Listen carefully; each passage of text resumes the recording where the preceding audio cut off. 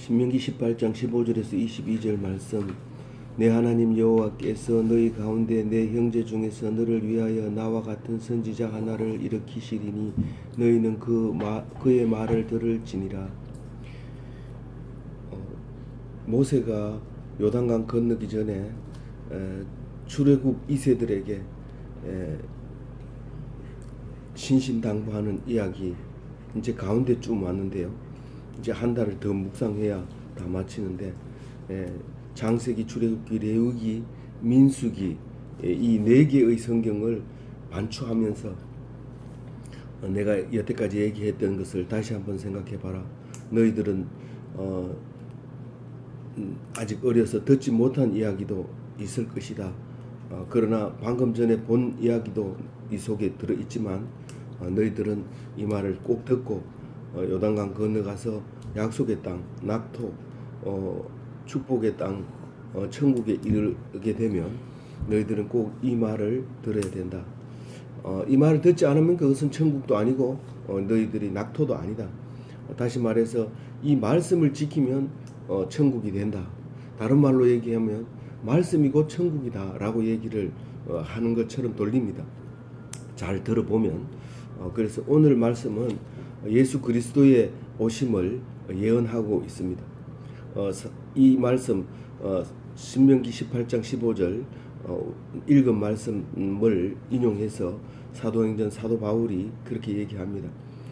모세가 말하되 주 하나님이 너희를 위하여 너희 형제 가운데 나 같은 선지자 하나를 세울 것이니 너희가 무엇이든지 그의 모든 말을 들을 것이라. 누구든지 그 선지자의 말을 듣지 아니하는 자는 백성 중에서 멸망받으리라 하였고, 예수 그리스도를 모세에 비유하면서 그 예수님이 바로 모세가 말하던 그 사람이다 라고 얘기하면서 말을 듣지 않는 자는, 말을 믿지 않는 자는 백성 중에서 멸망을 받으리라. 하나님 백성이 안 되리라. 하나님 백성이 아니리라 라고 얘기를 말하고 있습니다. 이제 그게 예수님 입을 빌리게 되면 이제 그것이 결국은 믿는 자는 살고 믿지 않는 자는 죽는다. 믿는 자는 천국이 되는 것이고 믿지 않는 자는 살아 있어도 산 자가 아니다. 이런 말로 우리가 이해를 하고 그 말씀을 믿고 기독교인으로서 이 삶을 살려고 하는 것입니다. 근데 이 15절 이 말씀은 언제 얘기를 했느냐 하면, 물론 이제 여러 번 나오는 이야기고 또 뒤에서도 여러 번 나오는 이야기지만 이 16절에 보면 이 호렙산에서 이 말을 했다는 거예요. 어떻게 했느냐 하면 이스라엘 백성이 요구를 해서 이 말을 하게 되는 겁니다. 어떻게 요구를 했냐면 이 호렙산에 올라가서 구름 가운데, 불 가운데, 이 큰 소리 가운데 구름 보이지 않는 그 속에, 흑암 속에 계시는 하나님을 대하려고 하니까 너무 무서운 거예요. 그래서 처음 한번 들어보고는 이 백성들이 우리는 못 듣겠다, 죽을 것 같다.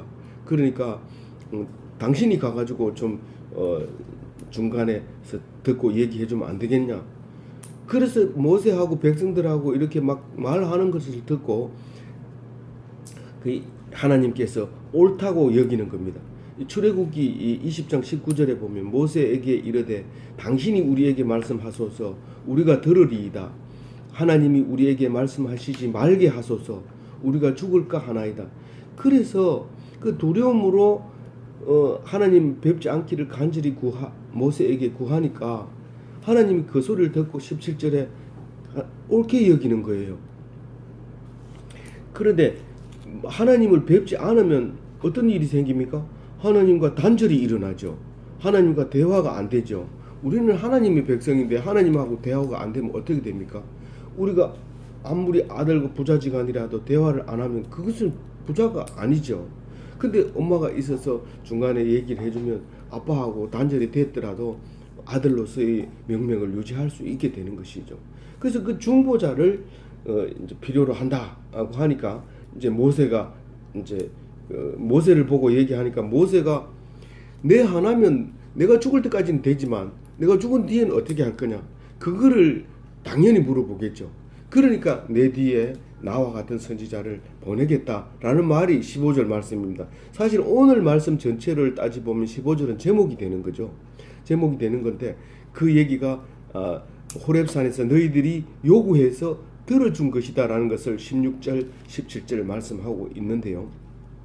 그 18절은 하나님이 직접 말씀하신 것을 모세가 입으로 얘기를 하고 있는 말이 20절까지 말씀입니다. 하나님이 뭐라고 얘기하냐면 너희들 중에서, 다시 말해서 그들의 형제 중에서, 이 말은 모세에게 하나님이 그들의 형제 중에서 이렇게 하나님이 말함으로써 이스라엘 백성 중에서 선지자가 날 것이다. 이렇게 말함으로써 예수님이 오셨을 때도 상당히 이제 당신이 선지자, 그 말하는 그 선지자입니까?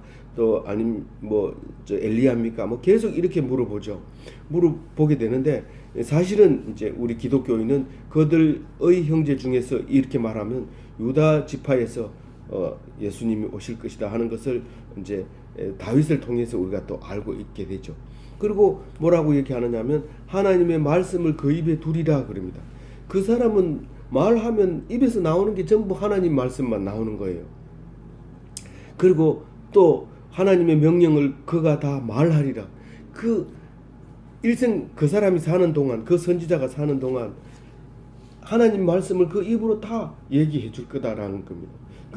예수님이 이렇게 얘기하죠. 나는 아버지께서 내게 주신 말씀들을 저희에게 주셨사오며 저희는 이것을 받고 내가 아버지께로부터 나온 줄을 참으로 아오니 아버지께서 나를 보내신 줄도 믿었사옵나이다. 이 예수를 믿는 사람은 예수님 입에서 나오는 말이 하나님 말씀이라는 것을 믿었다는 거죠. 그 믿는 사람만 기독교인이지 모든 사람이 믿는 그 팩트는 아니라는 거예요. 이 말씀 속에서. 모든 사람은 아니고 하나님이 선택한 하나님 백성, 여러 오만 무리들 속에 선택된 하나님 백성만 믿었다는 거예요. 그렇게 이야기를 이제 요한복음에서 예수님이 직접 말하게 되는 것이 18절 말씀이죠. 그런데 하나님은 19절에 분명히 얘기합니다. 누구든지 내 이름으로 전하는 내 말을 듣지 아니하는 자는 내게 벌을 받을 것이요. 이 벌을 받는다는 게 이 20절 말씀을 얘기하고 있습니다. 이렇게 벌을 받을 것이다 하고 얘기하는데 20절 말씀은 죽이겠다는 거예요. 형벌을 받는다 이 말은 그냥 조금 아프다든가 좀 가렵다든가 아니면은 눈이 좀 어두워진다든가 그 정도의 형벌이 아니라 죽일 것이다.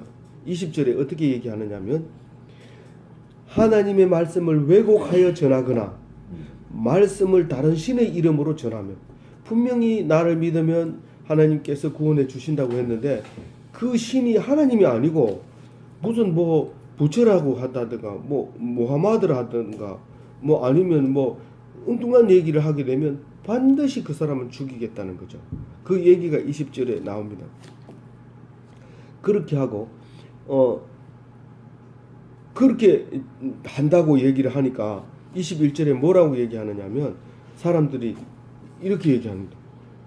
근데 이제 여기는 그리스도라는 말이 안 나오죠. 이제 나중에 그게 그리스도라는 그 말이 이제 점점 나타나게 되고 예수님이 이제 딱 천천히 이렇게 포크인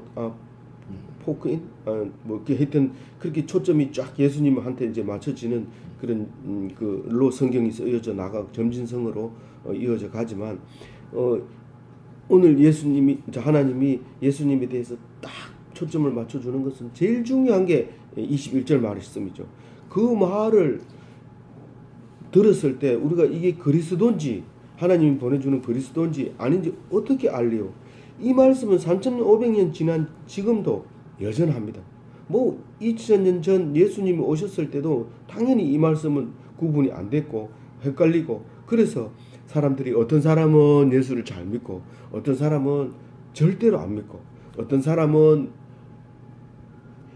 거짓 그리스도인이 돼버리고 이런 온갖 복잡한 말인데 이 말은 그때 벌써 그런 여지를 충분히 남겨두고 있었던 거죠. 만약에 우리가 선명하게 딱 이분이다 라고 얘기를 할 정도로 누구도 손대지 않을 정도로 당당하게 오셨고 또 누구든지 믿고 또 그런 닮은 사이비가 생기지 않는다면 우리는 이 성경을 읽을 필요가 없습니다. 왜냐하면 그 있는 그대로 믿고 살면 되죠. 그러나 하나님께서 이미 이 말씀을 했다는 사실을 3500년 뒤에 우리가 읽고 나서 우리는 생각을 달리 해야 되는 거죠. 우리는 믿음 있는 자에게만 하나님이 계시는구나. 그것을 알아야 됩니다. 그러면 믿는 자에만 있고 안 믿는 자는 없으니까 불편한 것도 있고 좋은 것도 있지만 그런 우리는 안 믿겠다. 이렇게 말하게 되면 그럼 우리는 믿고 있는 게 거짓이 있을 수도 있고 썩는 것이 있을 수도 있고 그렇지 않느냐. 그럼 어떻게 된 거냐 라고 얘기를 하게 될 거예요. 그러나 분명하게 이 성경 66권은 믿는 자는 살고 믿지 않는 자는 죽는다라고 여기서부터 모세의 말부터 시작해서 끝까지 지금 계속 듣고 있는 말이죠. 22절 얘기를 우리 같이 읽어보겠습니다.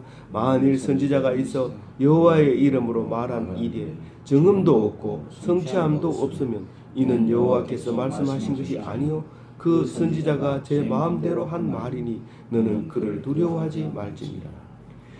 두려워한다는 것은 경외한다는 거죠.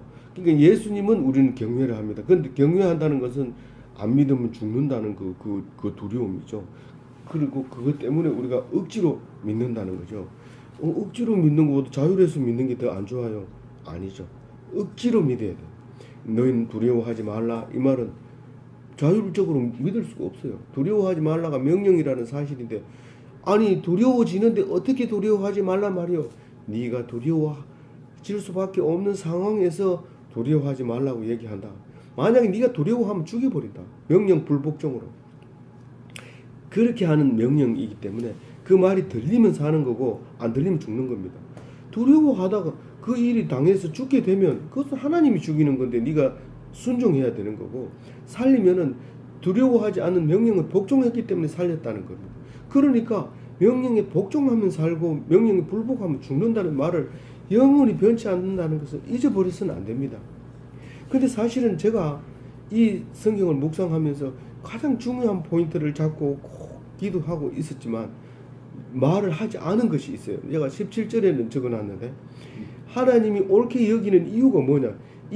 우리 아들이 둘째 아들이 땅을 팔아가지고 죽지도 않는데 유산 달라 해가지고 가져가는 거는 이건 배은망덕하는 놈이고 사회적인 도덕적으로 보면 그 아들은 죽여야 됩니다. 당연히 사형을 시켜야 되는데 죽고 난 뒤에 얻을 유산을 주세요. 이렇게 따졌을 때 하나님이 아버지가 옳게 여기는 거예요. 네 생각이 옳다. 내가 생각해보니까 그때까지 기다리기 어렵고 또 네가 미리 가져가서 지금 그것을 네 것을 네가 부린다면 네가 할 수 있겠다. 네가 한번 해봐라. 그리고 그 재산을 몫을 떼주는 그 분깃을 주게 되는 그 아버지가 뭐가 있어서 그래요? 사랑이 있어서 그런 거예요. 우리에게는 사실 어떤 것도 다 사랑이었다는 거예요. 그러니까 하나님은 사랑이시라 할 때 미워하는 거, 사랑하는 거, 기뻐하는 거, 고통스러운 거, 죽음 이거 모두가 하나님이 사랑에서 나왔다는 사실을 깨닫게 된 거예요. 사실 저는 이 성경을 읽으면서 그것을 깨달았습니다. 그러나 이 사랑이라는 단어가 여기 하나도 없기 때문에 우리는 사랑이라는 단어를 갖다 붙이는 것은 하나의 설교를 만드는 거 아니냐. 물론 설교를 만들어서 하죠. 하지만 그 사랑이라는 것을 깨닫게 해주는 이 핏줄과 같은 이 통로였다는 것을 이제 알게 됐습니다. 오늘 하나님은 이렇게 하나님이 아니라 이것은 이제 모세가 얘기를 합니다. 모세가 예수 그리스도를 인식할 수 있는 이야기를 합니다. 정음도 없고 성취함도 없으면 그것은 예수님이 아니다. 그러니까 거짓말이니까 그것은 거짓 예수니까 믿지 말아라. 이제 이 말이 일로 들려야 됩니다. 그러면 정음이 뭐냐면은 우리가 우리말로 정음 그 자체를 우리가 이해한다면 경험이 없이 말하면 안 된다는 거죠. 사실 예수님은 30년 동안 경험을 했다고 볼 수 있어요. 기침 나면 꺼버리세요. 경험이 그러면 30년 동안 아무 말도 안 했기 때문에 그게 경험이 있지 않겠는가? 일반적으로 상식적으로 생각해 보면 당연히 그렇죠. 30년 동안 말씀 준비하고 있었고 공생애만 3년으로 살았다고 우리가 볼 수 있기 때문에 어떤 선교사는 홈스쿨링을 하면서 자기가 생각했던 게 뭐냐 하면 예수님의 어린 시절 30년 동안 무엇을 했을까? 바로 홈스쿨링을 했다. 이제 그 얘기를 하면서 자기는 그것을 생각하면서 이제 아이들을 선교사 아이들을 기르고 이제 양육한다. 그 말을 했어요. 그게 이제 정음일 수 있어요. 말은 안 하지만. 그리고 성취함이 없는 선지자. 여기서 성취함이라고 하면 무슨 일이 막 일어나는 거. 병자를 고치고 죽은 자를 살리고 이런 게 이제 성취함이라고 우리가 이해할 수 있어요. 그러나 이 정음이라는 것은 들어보면 내가 경험을 안 했더라도 그 경험담을 얘기하면 믿어지고 이 사람이 진짜 우리에게 힘을 줄 사람이구나. 이렇게 정음 있는 성취함이 있는 이런 선지자구나. 이렇게 구분할 수 있지만 사실 요건 약해요. 우리는 이거 가지고는 진짜 예수 그리스도를 인지 아닌지를 분별하기가 어렵습니다. 어쨌든 모세는 요 두 가지로 이야기합니다. 그러나 이제 나중에 예수님이 오셨고 지금 오늘까지 오셨을 때도 불완전했고 지금 오늘까지도 우리는 불완전하지만 사실 정음이 어떤 건지 성취함이 어떤 건지 분별력이 없습니다. 우리에게.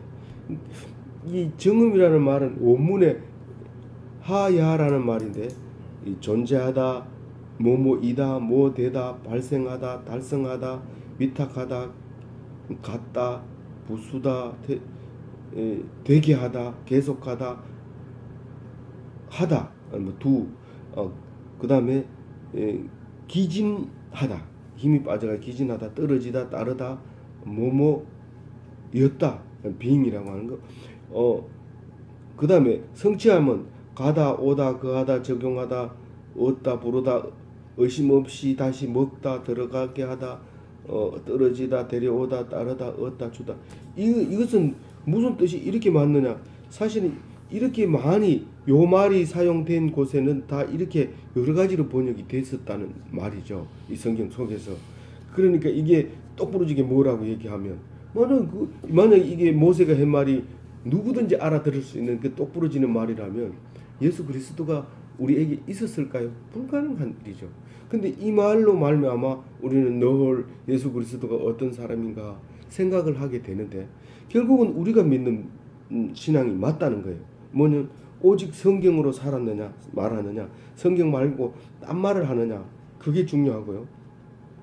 오직 믿음으로, 그렇죠. 팩트가 3,500년 된 사실을 우리가 사실이냐라고 물으면 기가 막힌 일, 어리석은 일이고 기가 막힌 일이죠. 근데 믿음으로는 가능한 거예요. 그리고 그 성경이 우리를 해치는, 다시 말해서 아들을 불태워 드리는 그런 신이냐? 그건 은혜가 아니죠. 그럼 그건 아닌 거예요. 그런 오직 성경, 오직 믿음, 오직 은혜면 그리스도라는 거죠.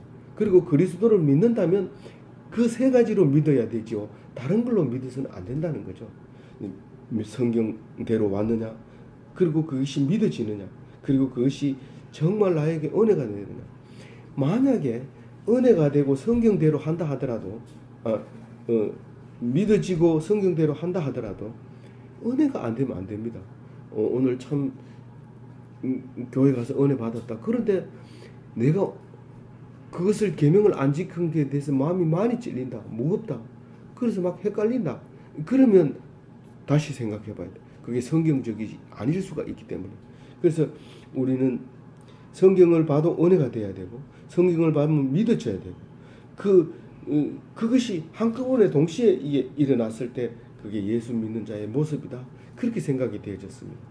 아무쪼록 오늘 모세가 말한 예수 그리스도의 예언, 이것을 믿고 믿는 사람으로서의 삶이 기뻐지고 감사해져야 되고 힘이 나야 되고 용기가 있어야 되고 죽음까지도 이겨야 되고 두려움이 없어야 되고 승리해야 천국 삶을 살 수 있는 기독교인이라 그렇게 생각이 되어지니까 이 말씀으로 승리하는 하루가 되시기를 바랍니다.